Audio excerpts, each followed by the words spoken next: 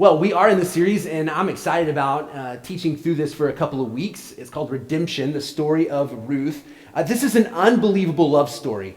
And so I don't know if you're into chick flicks. I don't know if that's even appropriate to call them chick flicks, but I did. And so that's what we're going to go with. But it's this unbelievable love story. It's an unbelievable love story between Ruth and someone we'll find out in the near future. It's a love story between friends and community. But ultimately, it is a love story between God and his people. That in the midst of some difficult circumstances and difficult times, that this group of people are not forgotten. That God, in the midst of just ordinary people, God looks down and has a plan for them. And so I hope that in the midst of this series, you'll catch that. You'll catch who God is and how God sees you.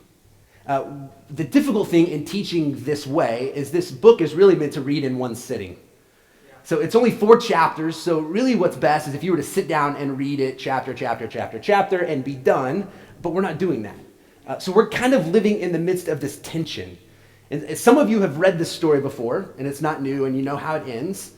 Some of you, maybe this is the first time you've heard the story of Ruth. And so you're going to wonder what's next. My daughter, who's 11, most of the time when she gets a book, and if it's a long book, for some reason she turns to the last few pages. And she reads the ending to the story. And then that way as she goes through it and she begins to have these worries, and there's this tension in the book, in the back of her mind, she's like, well, that's okay, because I know how it's going to end, right? So I'm like, I don't know why she does that, but that's what she does. And so there's going to be this even tension that you're living in the midst of this. If this story's new to you, or maybe you haven't heard it for a while, there's going to be this thought of, I got to find out what's next. Just live in the tension. It's okay. It's okay to exist in the midst of not knowing. It's okay to live in your own tension at times and to press forward. And so I want to recap where we were last week. Some of you, this is you weren't with us last week, and I'm going to pull something new out as well, something I feel like God spoke to me about this week. That really connected with what we read last week, but I think it's important for us to look at today. So if you don't own a Bible, there's a red Bible around you somewhere. I would encourage you to take that. This is one of those series, if you want to circle things in your Bible, highlight, underline, write notes, I think this is a great time to do that. On the screen here in a moment when I get to the scripture, there'll be a page number for that red Bible. But I want to recap. Last week we looked at Ruth 1 through 17. So I'm going to quickly attempt to recap. There's this guy named Elimelech who lives in Bethlehem, and Bethlehem means house or land of bread. And in the house or land of bread, there is no bread. He's experiencing this famine, and he's trying to figure out, what am I going to do? He's got a wife, Naomi, he's got 2 boys, and he's trying to figure out, well, what do I do for them? And so he was a Jewish man, and so he's known in the past there's been famines that they've gone through, and each time God has come through for them. But for some reason, Elimelech decides this time to not trust God, and in a way seek out his own solution to the problem that he has. And so he leaves Bethlehem and travels about 40 miles to Moab. Now Moab, the Moabites are not good people. They have a history of incest. They have a history of pagan worship and of child sacrifice, and they had been oppressing the Israelites for decades. But in the midst of not knowing what's going to go next, of not knowing what's going to happen, Elimelech decides to take his family into this community. He's not there long when Elimelech dies. And he leaves Naomi with these 2 boys who then eventually marry 2 Moabite women, Orpah and Ruth. And not long after that, after they've been in this area for about 10 years, the 2 boys die. And so now you have Naomi, who left a land of famine, who left a place of knowing people, of being in community, of being in the presence of God, where God was known to exist. She now finds herself completely alone and as a widow, and now caring for 2 young widows herself. Can you imagine the feelings that Naomi's having? I don't know what your life's been like. I don't know the difficult days that you've had, but this is tough. Like, I wonder at what point does Naomi feel alone? Where does she feel alone? When does she feel frustrated? At what point does her feelings turn to anger towards God? Anger towards her past husband? Like, at what point does she experience these emotions and questioning God? Does she wonder, what if we would have stayed? What if we would have stayed in Bethlehem and God would have come through for us? I know he would have come through for us. Maybe I wouldn't have lost my husband. Maybe I wouldn't have lost my 2 boys. At what point does this happen?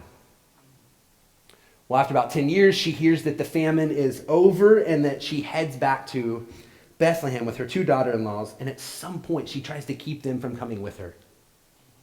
She tells them, look, I'm not going to be able to provide a son for you. I don't know what that's going to look like. I'm too old. Even if I was to have a child, are you really going to wait around until they're of age?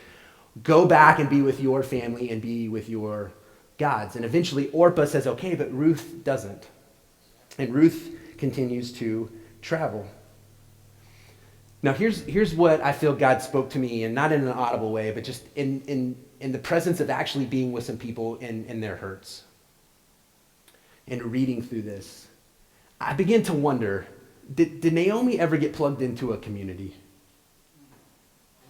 Like, she went into a new place and she had nothing and she's leaving this famine and she goes searching for help. Did she find it? And then when her husband dies and she's left with 2 boys, did anyone come help her? Did anyone care for her and love her and say, this is the worst thing you can go through. We're here for you.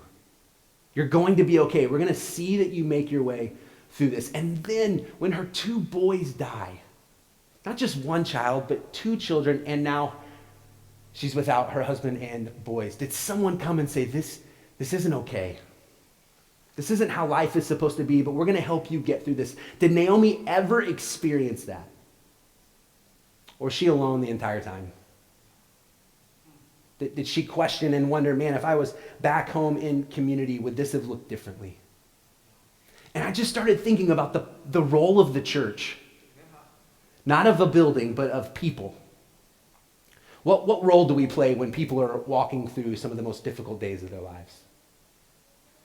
When people feel alone, when they get bad news, they get a bad diagnosis, when marriages begin to suffer, when children begin to rebel, when difficult things happen, where do people turn?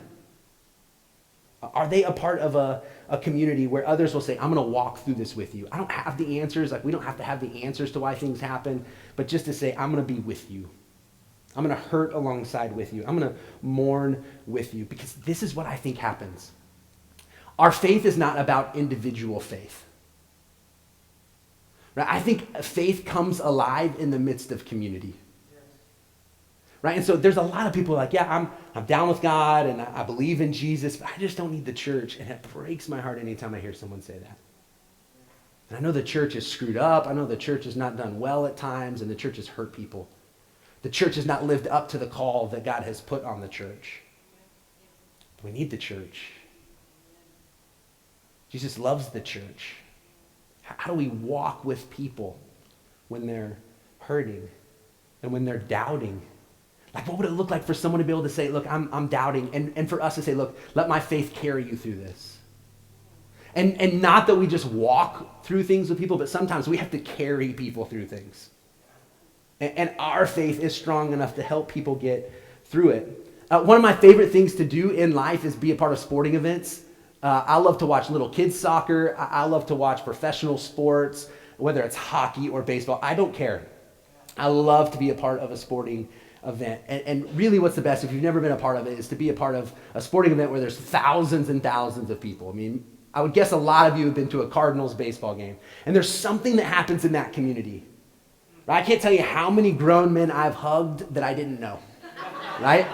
Like, you celebrate, you embrace the people around you.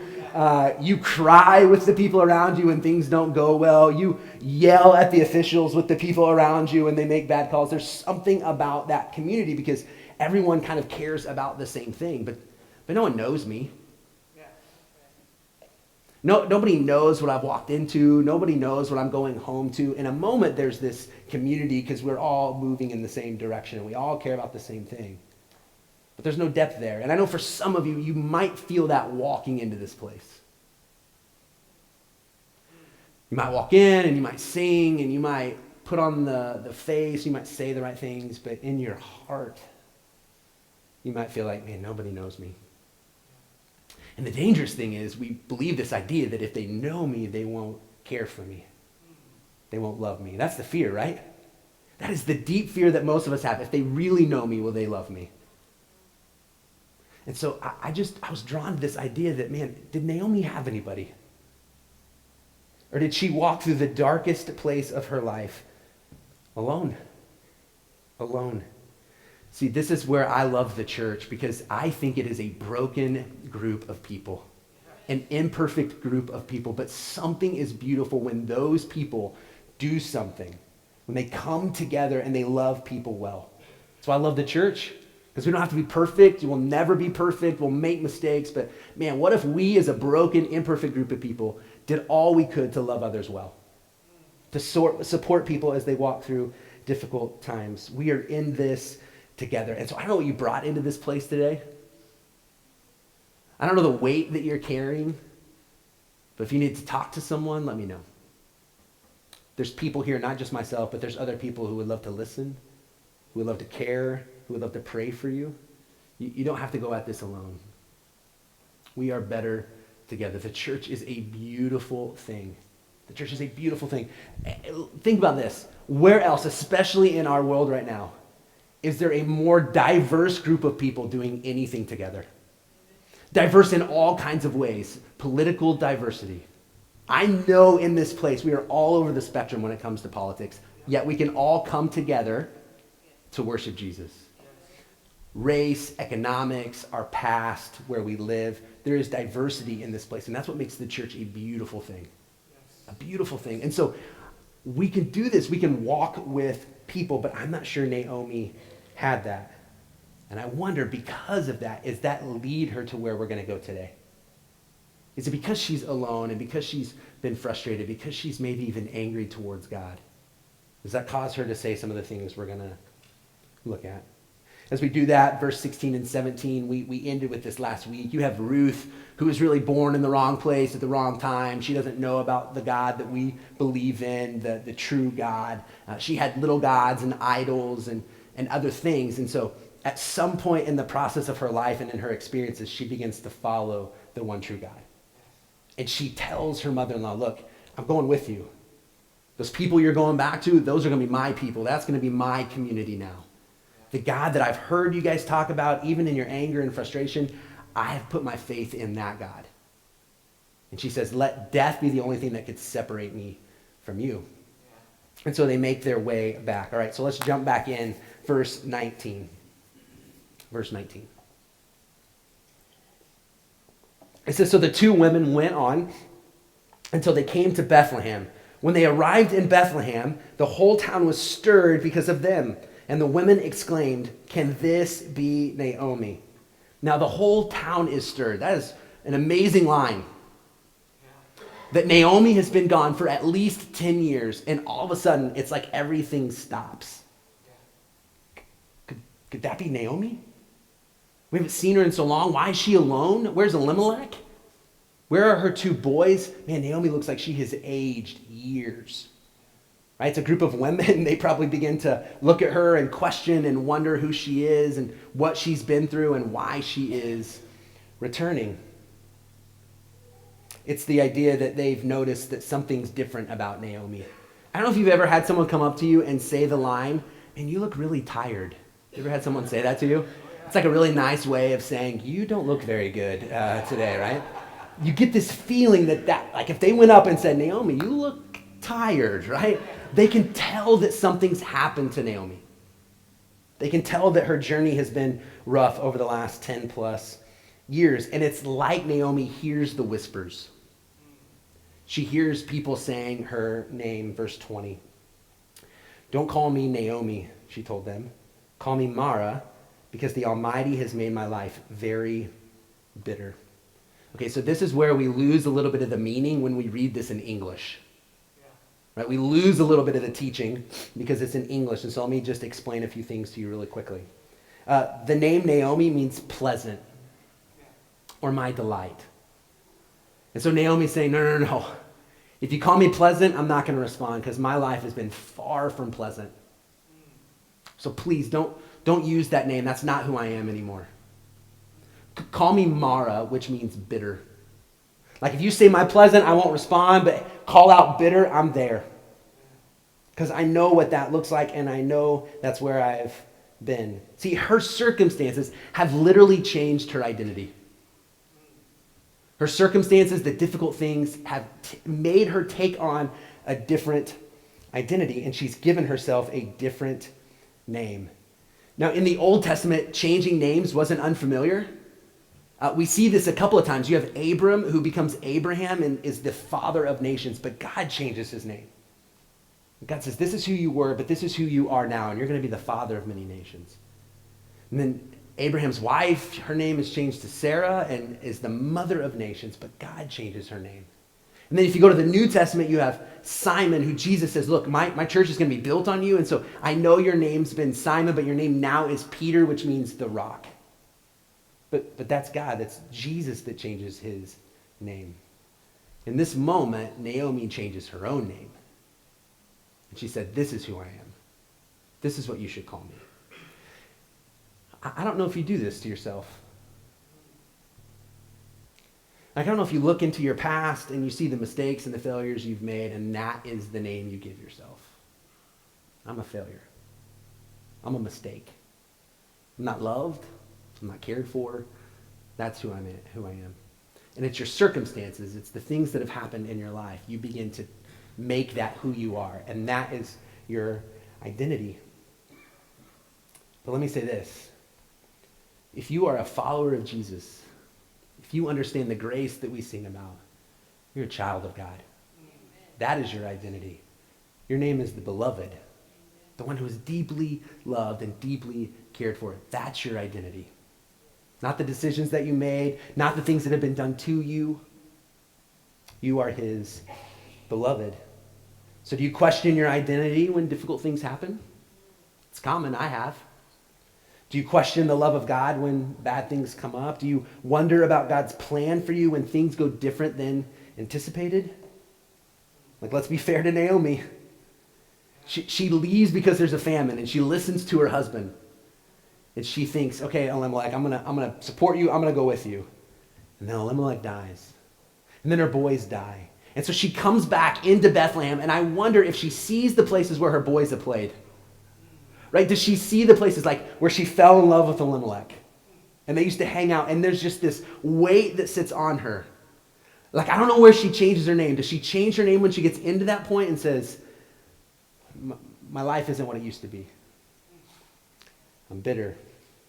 And so I don't know about you, but when you experience this with people in real life, this becomes uncomfortable. Like when people share their struggles, when people share their hurts, when they share that they're angry, there is this uncomfortable feeling that we experience, right? And that's why often we say the wrong thing at the wrong time, because we just don't know what to do. And so this is where Naomi finds herself. She's bitter, and she blames it on God, and she's not hiding her feelings. She believes God's had it out for her. And I said this last week, and I feel like I kind of went through it really quickly, but I think this is really important. It's in this moment that her pain and suffering can either make her better or bitter. Right? We talked about the idea that the pain and the things that we go through, because life is not going to go perfect, I promise. When those things happen, are those bridges back into the presence of God? Do we return back to God because of those things happening, or do they become barriers? And we think, I don't know if I can pursue God at this point. My pain is too much. And so they become a barrier, and they actually push us away from God. See, you cannot control your circumstances. You never will be able to control everything that happens to you. There are some things that happen that are out of your control, but how we respond to those circumstances are something we have some control over. What will we do when things don't go well? I showed a video this week, or I posted a video on my Facebook this week of this guy. His name's Luke Akins, who jumps out of a plane, right, at 25,000 feet. I don't know if anyone saw this video that I posted, but he jumps out of a plane on purpose at 25,000 feet without a parachute, on purpose, right? I don't want to ride Superman at Six Flags, much less jump out of a plane. But this guy at 25,000 feet jumps out of a plane with no parachute. And here's a picture of him. There's no parachute on him. And if you see the arrow, Luke has jumped out at 25,000 feet to land in a net that is 100 by 100 feet. That's the net. And so I've been fascinated with this story this week and just read and listened, and they talked about how much was out of their control. Isn't that crazy? He jumps out of a plane to land in a net, and he knew that a lot of it was out of his control. And so what he had to do was he had to do all he could to make sure it ended well. Right? I mean, that's all he can do is his point. Now, luckily, this ended well for him. Right? Luckily, it ended well, and he landed in the net, and his wife was calm through the whole thing, which is crazy. But as I think about life, I have had periods of my life where I feel like I'm falling and I'm completely out of control. Like I didn't have a say over the circumstances. There was nothing I could do about what was going on. But the whole time I'm just holding on thinking, I hope this ends well. And then I realized that in the midst of those things, there are some things I have control over. There are decisions that I make that make a difference. But I also know that in the midst of those things, there's things that are unjust or unfair, or there's prayers that go unanswered, and it's difficult, and it's hard. And so in the midst of those things, my question for you is, do you believe that God still cares? Right? Ultimately, that's the question. Do you believe in the midst of all those things that God still cares about you and he cares about your story? Verse 21. It says, I went away full, but the Lord has brought me back empty. Why call me Naomi or pleasant? The Lord has afflicted me, and the Almighty has brought misfortune upon me. This is so interesting. It's a famine, yet she goes away full. Right? It's a famine. She's gone without, yet she says, look, I left full. I had my family. She probably was still holding on to her faith, and then she comes back and she is empty.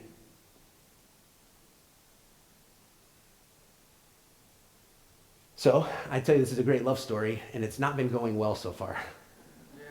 Right? But then there's this change that's about to take place. And if you were here last week or you want to look back, verse 1, it says, in the days when the judges ruled, there was a famine in the land, and so the family leaves. But then look at verse 22. It says, so Naomi returned from Moab, accompanied by Ruth the Moabitess, her daughter-in-law, arriving in Bethlehem as the barley harvest was beginning. She leaves full, but it's a famine. She comes back empty, and it's a time of harvest. Which means that the people who were there have been celebrating, right? God has come through for them. God has provided what they need. And at harvest time, there would be these celebrations, these times of thanksgiving. And so she comes in empty to that. She comes in empty to that, but begins to get to experience something different. And this is where I wonder if she comes back into it, and even though she's empty, it's the celebration of other people. It's the faith of other people that allows her to experience it as well, even though she still feels empty. See, I think this is a message that the decisions of our past, the sins that we've committed, do not dismiss the hope for our future. Let me say that again. Whatever you've done in the past, whatever decisions you've made, whatever sins you've struggled with, whatever identity you have given yourself, whatever that would be for you, does not dismiss the hope for your future. That whatever today looks like or yesterday doesn't have to be what tomorrow or next week or next month looks like. That there is hope, that there is this harvest that could be taking place around you, that you're not too far gone, that you haven't made too many bad decisions, that you haven't run too far from God. Like, you're here today. Yes. The presence of God has pulled you here today for whatever reason. Maybe the first time in a long time, but this is what I know, is when God seems far from you, when God seems far from you, he will show himself faithful to you. When God seems far from you, he will show himself faithful to you. And maybe not what you're thinking or you think how it's going to work itself out, but his presence is with you. that he is pursuing you and that he loves you and he has created you and that he knows you. My daughter, for Christmas this year, got a telescope. And we've used it just a couple times. We were able to look at the moon. I'm not going to give you an explanation of a telescope. I think everyone probably has an idea of how it works, right? You look through this side, right? And whatever is being seen through this side becomes very near to you, right? Everyone gets that? And so this is what I think happens. We look through at this end in a metaphorical way, right? And we try to find God out there somewhere. Like, God, where are you in the midst of these things? And we want him to be near to us. But then this is how I think many of us view God. We turn it around. Right? And we think God is just way out there somewhere and we are extremely small to him. Like, and you begin to wonder, does God even care?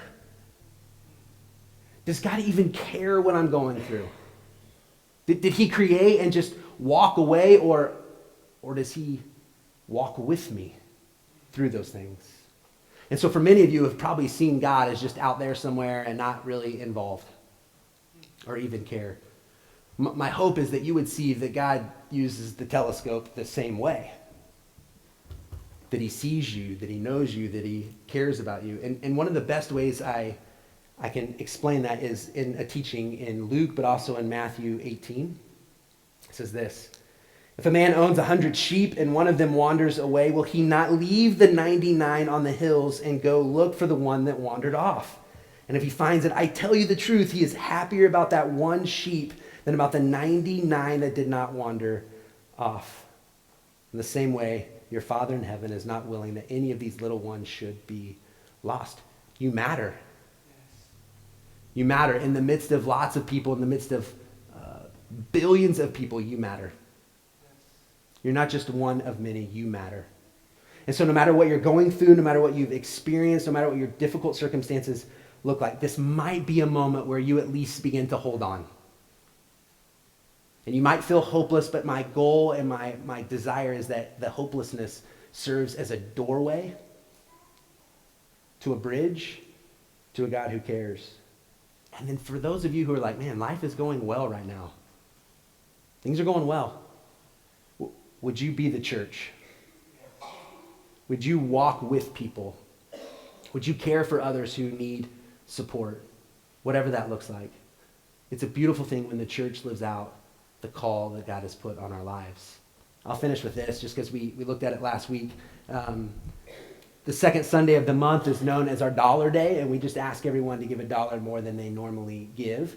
And if you were here last week, I told you that we were going to be giving that money to Jay. So we count the number of people in the building and we give that directly away. And we have a guy named Jay Smith who often sits on the front row, and his daughters play select volleyball, and he's been gone for a while with his girls traveling and then playing. And lost his job several months ago and has just been struggling. Working odd jobs. This week he's been painting the trim of a 2-story house. He's doing all he can to provide for his girls and for himself. And so I just said, hey, if you're able to help, would you help? And so without really giving, well, yeah, we were able to give Jay $1,200. Yeah. And so Dollar Day normally is like $200 to $250 that we give to someone, and Jay knows that. And so I could not wait. When I heard the numbers and I got the check, I was like, Jay, when are you going to be home? I want to come bring this to you. He's like, I'm not going to be home until 10:30. My girls are at volleyball. I'm like, can you come to my house on your way home? And so Jay is he's just a man's man, right? Like, and he walks into my door and we make small talk, and I give him the check and he holds. He's like, thank you so much for this. Please tell the family. Please tell the community. Thank you. And I'm like, no. You need to open it. Just open it. And so Jay takes the check and he opens it, and he's okay with me sharing this story, and he was going to write, but he opens it. And this man's man just breaks down. He just breaks down. And in the midst of that, what was happening is he just knew he was loved. That in the midst of him probably at times wondering, God, what are you doing? How am I going to provide for my girls? How am I going to get through this time? There was a group of people, whether you gave $1 or you gave $200. There's a group of people who said, we want to support someone who's in our family. We want to walk with someone who is struggling. And Jay couldn't tell me enough how thankful he is. Please tell them thanks. I'm going to write something. Will you read it? And man, you're not alone. And this is where the story begins to turn. And because now we're going to see not only is God redeeming Ruth, right? She was not near to God, but God is redeeming Ruth, but he's redeeming Naomi. Yes. And in the midst of all that, he's redeeming a people. He's redeeming us. And here's where the story turns. Would you pray with me? God, thank you so much for who you are. In the midst of our hurt and our pain, that you're near to us and that we're not alone. And then when we take on identities that are false, that are not true, that the enemy wants us to believe, Lord, I pray that we would be able to push those away and that we would see ourselves as your beloved and that you're with us. God, would you help us as a church to love people well? Would this be a place, a safe place where people can come in and be who they are and be real and be authentic, to wrestle, to doubt, to struggle? And will we be the kind of people who walk alongside them, to carry them? Would our faith at times, God, be enough to carry others through their difficult days? God, I'm so thankful for the opportunity to baptize some people, to celebrate what's been going on in their lives. Would this be a moment where they understand your grace at a deep level? We pray this in Jesus' name. Amen.